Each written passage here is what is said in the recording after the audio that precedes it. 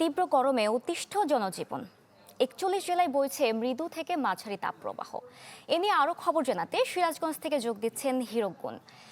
হীরক, দেশের বিভিন্ন জেলায় তাপপ্রবাহ বইছে, সিরাজগঞ্জের কি অবস্থা, আর এই তাপপ্রবাহ মানুষের জনজীবনে কি প্রভাব ফেলছে?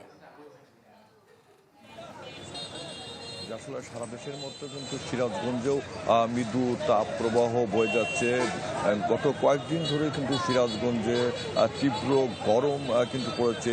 গরমে কিন্তু এই ব্যবসা গরমে মানুষের যেটি জনজীবন সেটি কিন্তু অনেকটাই ব্যাহত হচ্ছে এবং সূর্যের যে তাপে কিন্তু সাধারণ মানুষ সাধারণত দিনের বেলায় কিন্তু আসলে ঘর থেকে তারা বের হচ্ছে ছাতা সহ অন্যান্য সামগ্রী নিয়ে, এবং দেখেছি যে গাছের ছায়া নিচেও কিন্তু অনেক মানুষ তারা যত পরিশ্রম করার পরে কিন্তু তারা সেখানে বিশ্রাম নিচ্ছে। এবং আমরা আবহাওয়া অফিসের সঙ্গে কথা বলেছিলাম, তারা যেটি বলছে যে গতকাল কিন্তু সিরাজগঞ্জে সর্বোচ্চ তাপমাত্রা ছিল 37.4 ডিগ্রি সেলসিয়াস। সেটি তারাস যেটি আবহাওয়া অফিস তারা কিন্তু রেকর্ড করেছে। এবং এই গরম কিন্তু যে মৃদু তাপপ্রবাহ চলছে সেটি কিন্তু আর বেশ কয়েকদিন থাকতে পারবে। এবং এই গরমের কারণে দেখেছি যে ঠান্ডা জাতীয় যে পানি সেটি কিন্তু আসলে যে শহরের বিভিন্ন ফুটপাথগুলোতে সেটি কিন্তু বিক্রি অনেকটাই বেড়ে গেছে। আপনি দেখতে পাচ্ছেন আমরা শহরের এখন প্রাণকেন্দ্র বাজার স্টেশন এলাকা রয়েছি।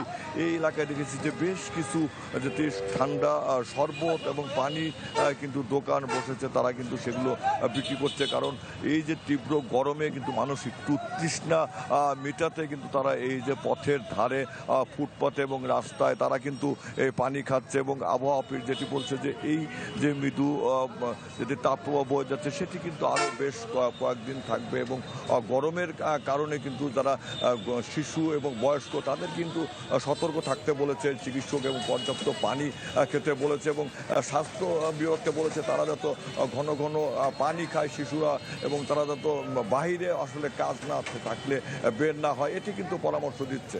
হীরক, আপনাকে ধন্যবাদ। দর্শক, তাপপ্রবাহের খবর জানাচ্ছিলেন আমাদের সহকর্মী। সময়ের সাথে সাথে দেখা দেয় নিত্য নতুন প্রয়োজন। রেডি থাকতে হয় প্রতি মুহূর্ত। তাই এলো ইনোভার, যেন আপনি লাইফে থাকেন রেডি প্রতিদিন। Innova, designed for now.